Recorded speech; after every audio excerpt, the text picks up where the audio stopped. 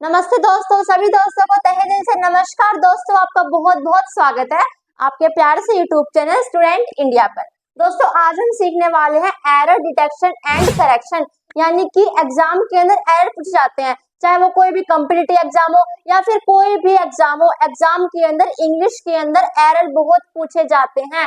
हम जब दोस्तों इंग्लिश ग्रामर सीखना शुरू करते हैं तो हम noun, pronoun, preposition, interjection, conjunction, tense, voice, narration, conditional sentences, question tag, subject verb, agreement सब कुछ पढ़ लेते हैं। और पढ़ने के बाद बारी आती है एग्जाम देने की, और जब एग्जाम देने की बारी आती है तो मेन बात क्या होता है कि एग्जाम देने के अंदर क्या आते हैं, एरर पूछे जाते हैं। कोई सेंटेंस दे देंगे और उसके अंदर कहेंगे भाई इस सेंटेंस के अंदर कहाँ पे गलती है बताओ।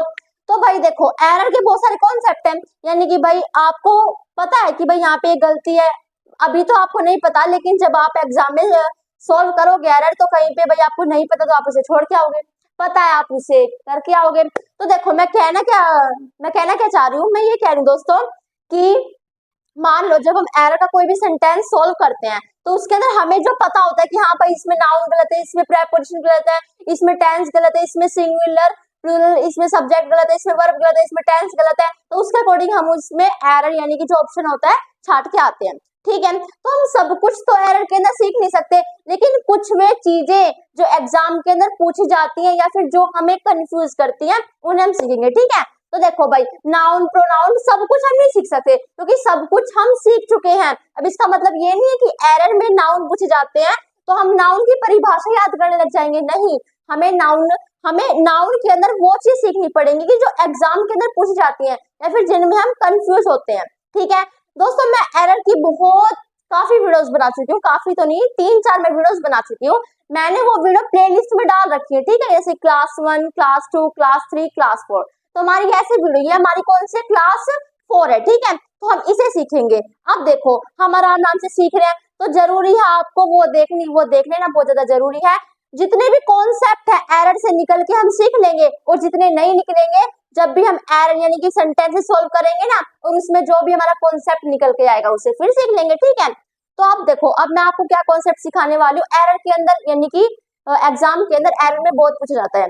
ऑल्दो क्या है, आप जानते हो भाई, ऑल्दो हमारा एक कंजंक्शन है। ठीक है, अब देखो ऑल्दो का हम यूज कहाँ करते हैं। ठीक है, अब देखो भाई ऑल्दो हमारा कंजंक्शन है। कंजंक्शन इसका मतलब ये नहीं कि मैं कंजंक्शन का टॉपिक पढ़ाने लग जाऊंगी, नहीं, कंजंक्शन का टॉपिक नहीं पढ़ाऊंगी मैं, केवल ये बताऊंगी कि कंजंक्शन एरर का टॉपिक नहीं है। प्रेपोजिशन, कंजंक्शन, परिभाषा सीखने से कुछ भी नहीं है, उपयोग सीखने से कुछ भी नहीं है।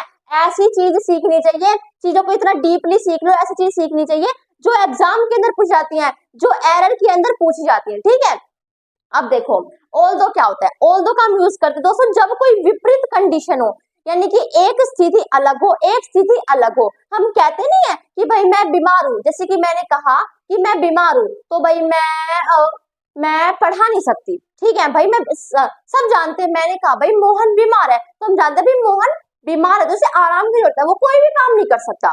लेकिन हमने कहा मोहन बीमार है, हालांकि मोहन बीमार है फिर भी वो पढ़ाने गया, या फिर भाई कोई भी काम है फिर वो अपनी जॉब पे गया, तो दो अलग अलग सिचुएशन हो गई। भाई बीमार था और जहां तक हमने सोचा, हमें पता है भाई अगर कोई बीमार होता है तो उसे आराम की जरूरत होती है, लेकिन हमने क्या कहा, हमने कहा कि भाई वो बीमार था लेकिन जब भी वो अपनी जॉब पे गया, तो दो ऐसी कंडीशन जो बिल्कुल डिफरेंट हो, टू डिफरेंट थिंग्स, कोई भी चीज है वो अगर डिफरेंट हो, जिसकी भी हम बात कर रहे हैं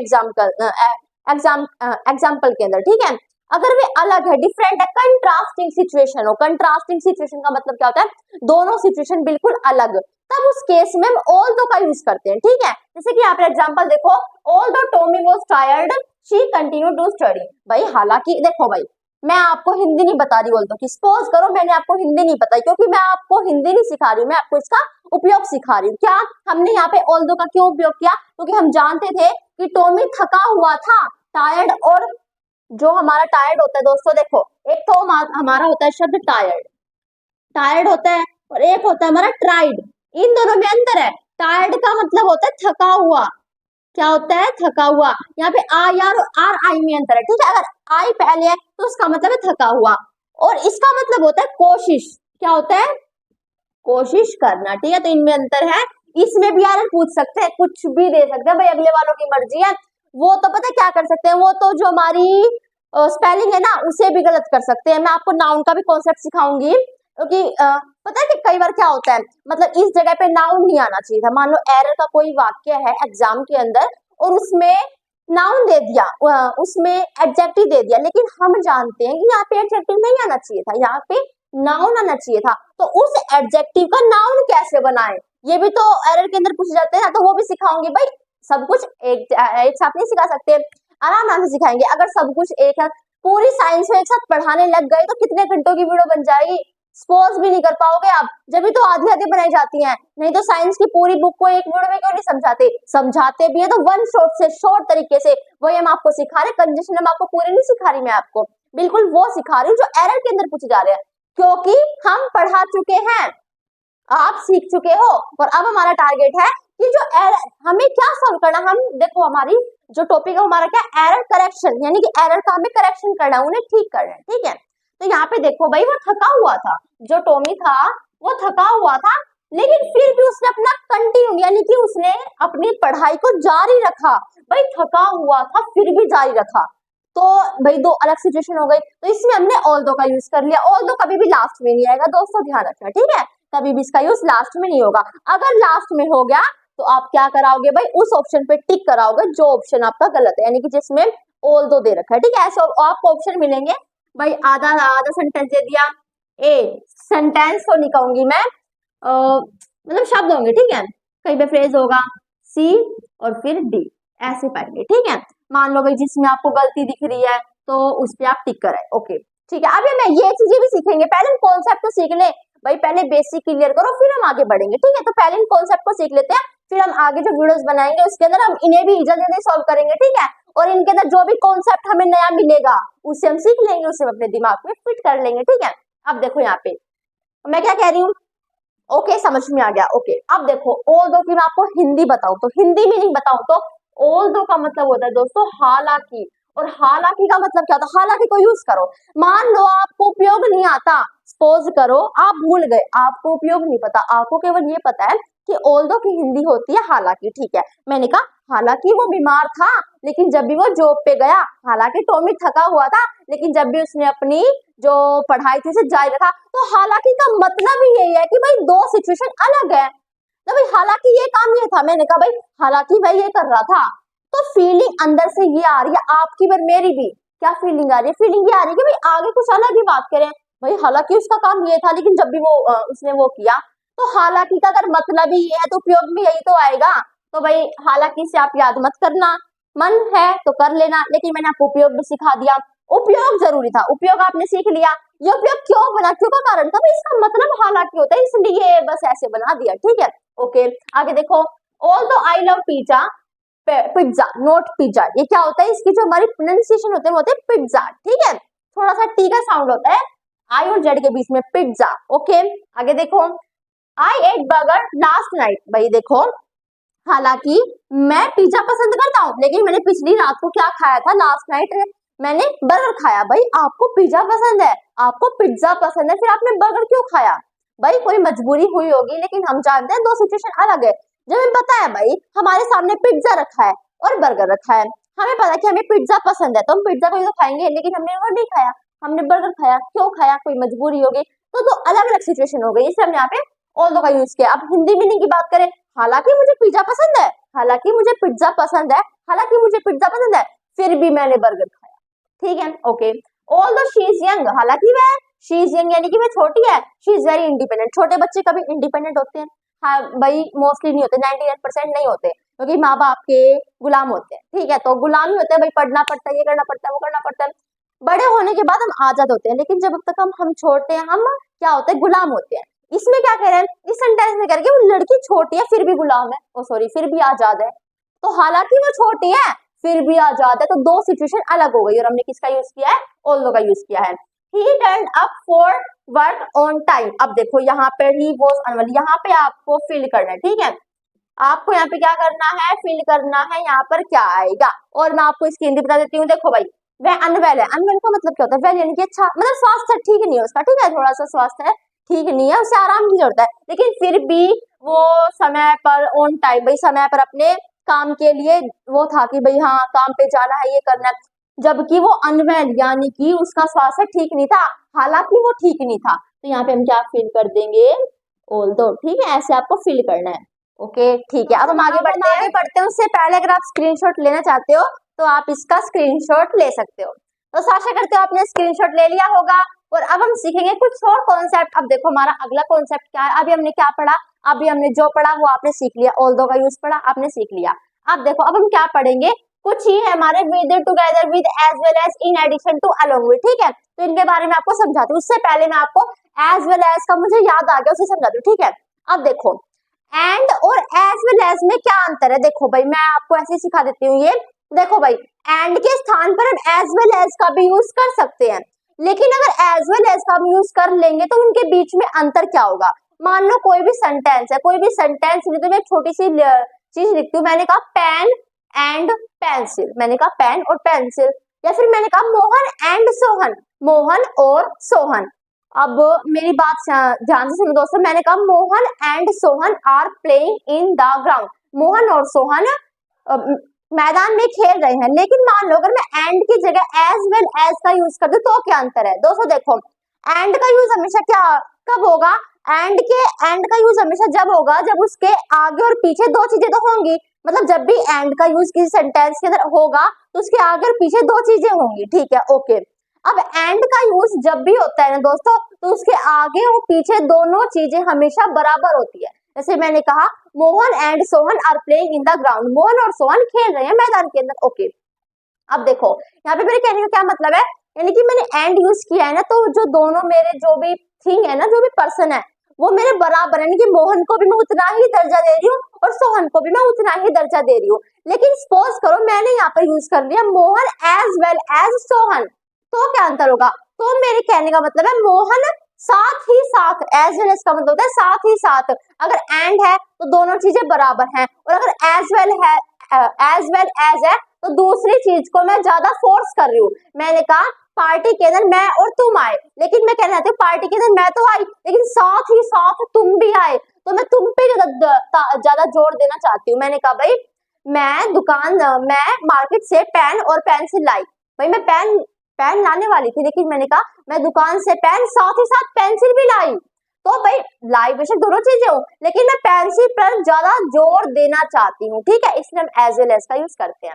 आई होप आपको समझ में आ गया होगा, यू अंडरस्टूड। अब आगे देखो, with, together with, as well as, in addition to, along with. अगर ये मान लो कहीं भी आ गए सब्जेक्ट के बाद, तो मेरे कहने का क्या मतलब है दोस्तों, तो जो हमारी वर्ब आएगी ना वो इन्हें नहीं देखेगी, वो अकॉर्डिंग टू इसके ही आएगी, मोहित के अकॉर्डिंग, यानी कि सब्जेक्ट के अकॉर्डिंग आएगी। मेरे कहने का क्या मतलब है, अगर मान लो बीच में ये आ गए, मान लो भाई अगर बीच में ये आ गए, तो मेरे कहने का क्या मतलब है, बे आने दो कुछ भी आ जाए, लेकिन आई नो, वी नो, हम जानते हैं कि हमेशा वर्ब अकॉर्डिंग टू सब्जेक्ट ही किसी सेंटेंस के अंदर आती है। ठीक है, तो यहाँ पे क्या होगा, चाहे भाई कोई भी आ जाओ, चाहे प्रेपोजिशन आ जाओ, चाहे किसी की मम्मी आ जाओ, किसी के पापा आ जाओ, किसी का दुश्मन आ जाओ, लेकिन हमारी वर्ब अकॉर्डिंग टू सब्जेक्ट ही आएगी। यानी कि सब्जेक्ट वर्ब कॉम्बिनेशन दोस्तों इतना जरूरी है, इतना जरूरी है, बहुत जरूरी है, जरूर सीख लेना। ठीक है, आशा करती हूँ आपने सीख भी लिया होगा। मैं वीडियो के ऊपर बना चुकी हूँ, लिंक मैंने दे रखी है डिस्क्रिप्शन के अंदर, वो सीख लिया तो मान लो आपने सब कुछ सीख लिया। ओके, अब देखो यहाँ पे देखो, तो मेरे कहने का क्या मतलब, बेशक यहाँ पे विद इज आया हो या बेशक यहाँ पे वाइफ आया हो, बेशक वाइफ हो, लेकिन अकॉर्डिंग टू मोहित हमारी क्या आएगी, वर्ब आएगी। मोहित हमारा सिंगुलर है इसलिए हमने सिंगुलर वर्ब लगाई। एरर के अंदर मेन कॉन्सेप्ट हमेशा आपको सिखाती हूँ मैं, क्या और भी सब सिखाते हैं कि सिंगुलर वर्ब, सिंगुलर सब्जेक्ट के साथ सिंगुलर वर्ब आएगी, प्लूरल सब्जेक्ट के साथ प्लूरल वर्ब आएगी। सब्जेक्ट वर्ब का ध्यान रखते हैं हमेशा, वर्ब का ध्यान रखते हैं भाई हमेशा कौन सा टेंस है कि ऐसा समय है, तो इन चीजों को, छोटी मोटी चीजों का हमें ध्यान रखना पड़ता है। ठीक है, अब आगे देखो, Salman along with Aamir is playing hockey. Salman अपने सलमान आमिर के साथ क्या कर रहा है, हॉकी खेल रहा है। भाई खेलने दो, लेकिन आई नो, वी नो, कि हम जानते हैं, इज जो हमारी आएगी वो अकॉर्डिंग टू देयर सब्जेक्ट ही आएगी। इसका सब्जेक्ट क्या है, सलमान है। Okay, my parents as well as my teacher is idol. अब देखो यहाँ पे एज वेल एज आ गया और यहाँ पे माई टीचर, तो आप पता आप क्या सोचते हैं, आप माई टीचर के अकॉर्डिंग यहाँ पे लगा देते, लेकिन हम जानते हैं कि जो हमारी वो आएगी ना, वो यानी कि जो इज आएगा वो हमारा क्या, मैंने कहा भाई माई पेरेंट्स, देखो भाई यहाँ पे तो हम क्या सीख रहे थे भाई, विद था, अलोंग विद था, तो यहाँ पे हमने इसका यूज कर लिया। लेकिन देखो मेरे पेरेंट्स साथ ही साथ मेरे टीचर क्या है, मेरे आइडल हैं, तो यानी कि पेरेंट्स भी हैं और साथ ही साथ यानी कि मेरे माता पिता भी हैं और साथ ही साथ मेरे टीचर क्या है, मेरे आइडल है। तो यहाँ पे मेरी बात सुनो, यहाँ पे इज पता है अकॉर्डिंग टू क्या आया है, पेरेंट्स नहीं आया, ठीक है, अकॉर्डिंग टू टीचर आया। क्यों? क्योंकि देखो सब्जेक्ट हम फोर्स किस पे डाले, सब्जेक्ट हमारा मेन कौन सा, सब्जेक्ट हमारा मेन है टीचर, हालांकि पेरेंट्स भी हमारा टीचर है और पेरेंट्स भी हमारा सब्जेक्ट है। और अगर बात करें देखो भाई बेशक पेरेंट्स हो, लेकिन पेरेंट्स हमने जोड़ दिया बिल्कुल, यानी कि माता पिता जोड़ दिया। अगर हम मदर और फादर बोलते ना तब तो बात अलग भी थी, लेकिन हमने कहा माय पेरेंट्स, मेरे माता पिता, तो माता पिता पूरी एक यानी कि एक सब्जेक्ट माना जाएगा, प्लूरल सब्जेक्ट वो नहीं माना जाएगा। तो इस केस में हम यहाँ पे किसका यूज करेंगे, सिंगुलर वर्ब का यूज करेंगे, ठीक है, ओके।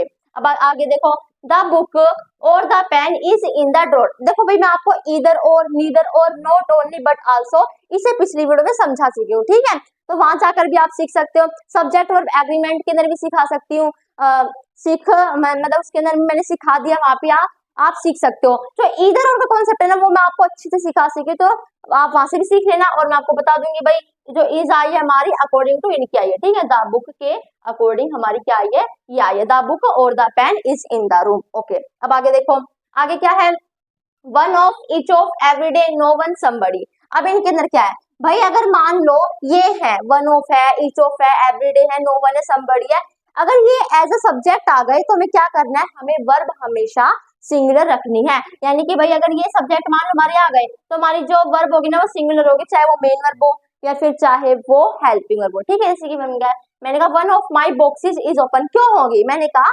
बॉक्सेस में से एक बॉक्स को खोला गया, तो मैंने कहा भाई बॉक्सेस में से वन ऑफ माई बॉक्स, माई है ना, तो मेरे जो बहुत सारे बॉक्सेस है ना उनमें से एक बॉक्स खोला गया है, तो सब्जेक्ट तो हमारा एक ही है ना, बात तो एक ही की हो रही है, इसलिए हमने यहाँ पे इसका यूज किया है।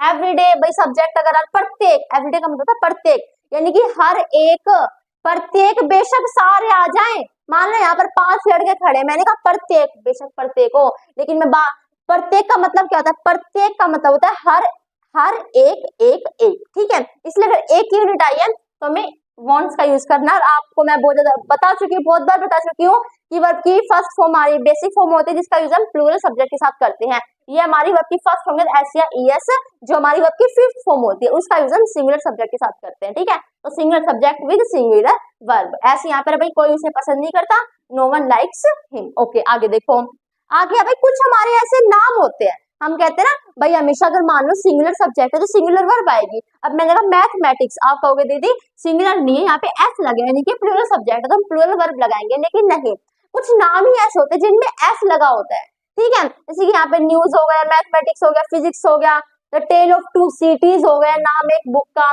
तो इनके लास्ट में एस है, इनकी क्या गलती है भाई, फिजिक्स बुक का नाम है तो फिजिक्स तो एक ही बुक है, भले ही एस हो, एस उसके नाम में है, तो भाई नाम ही अगर एस के हो तो हमें पजल नहीं होना, हम जानते हैं भाई एक ही है, तो सिंगुलर वर्ब का यूज करना। जैसे कि भाई mathematics is very difficult subject for me, भाई मेरे लिए मैथमेटिक्स बहुत ज्यादा डिफिकल्ट सब्जेक्ट है और सीरियसली है।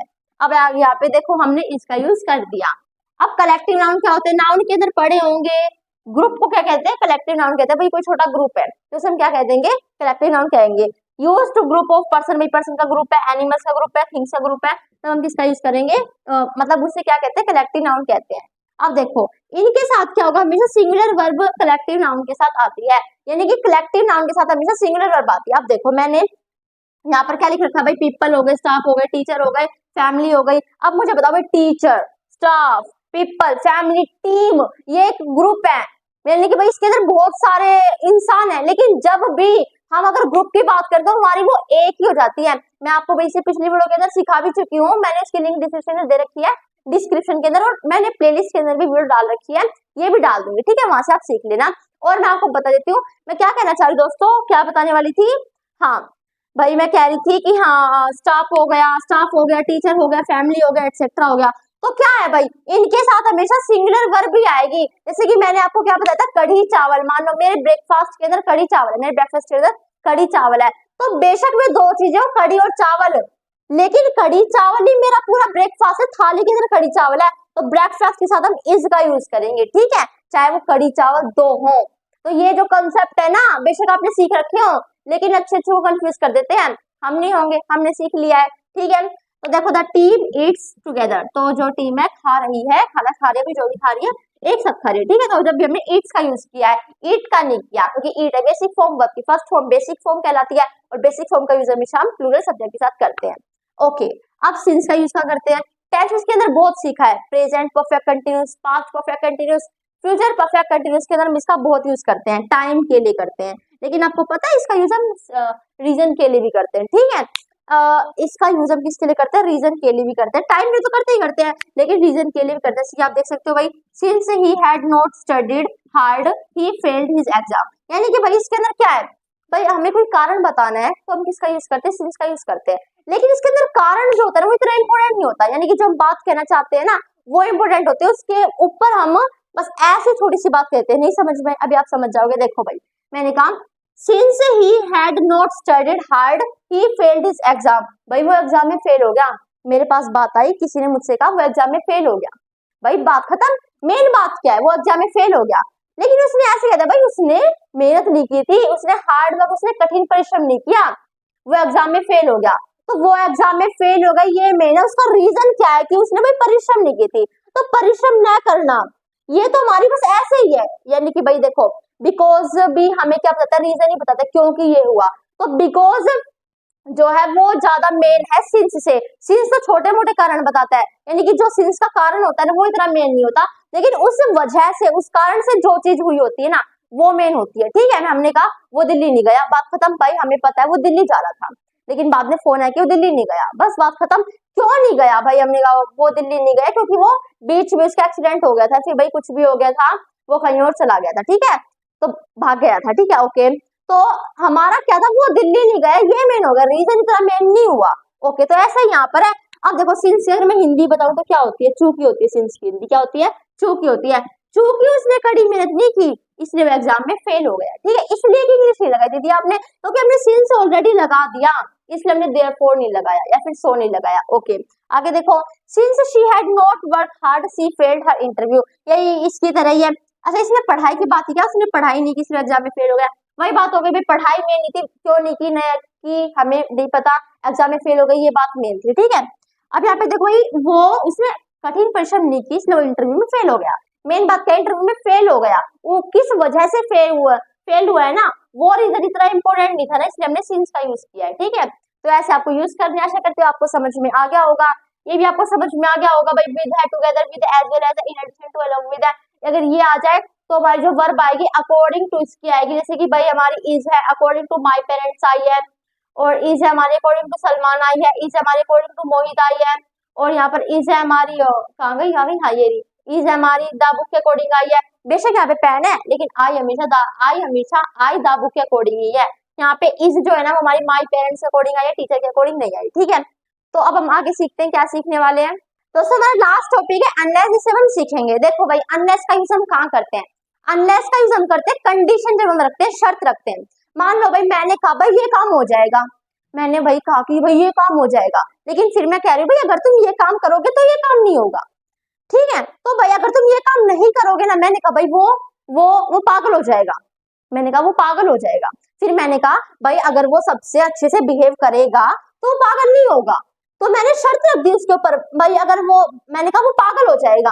फिर किसी ने बोला अच्छा वो पागल हो जाएगा, फिर मैंने कहा भाई पागल तो हो जाएगा, लेकिन भाई मैं शर्त रख देती हूँ अगर उसने सबसे अच्छे से बात की है तो पागल नहीं होगा। तो शर्त रख दी ना, वो उस शर्त में वो जो इंग्लिश में सेंटेंस बनाएंगे उसमें अनलेस का यूज करेंगे, ठीक है। और अनलेस की अगर हिंदी मीनिंग की बात करें तो वो होता है दोस्तों जब तक, ठीक है, जब तक, ओके। आगे देखो, he will be sick unless he stops eating, वह बीमार पड़ जाएगा, he will be sick, वह बीमार पड़ जाएगा, मैंने कहा वह बीमार पड़ जाएगा, लेकिन मैं कह रही हूँ भाई हाँ पड़ जाएगा, लेकिन अगर मैं, फिर मैंने आगे कंडीशन रख दी, लेकिन अगर वो अपना भाई खाना स्टॉप कर देता है, अगर वो खाना अपना स्टॉप कर देता है तो बीमार नहीं पड़ेगा, ठीक है। तो हम ऐसे जब बोलते हैं तो हम अनलेस का यूज करते हैं।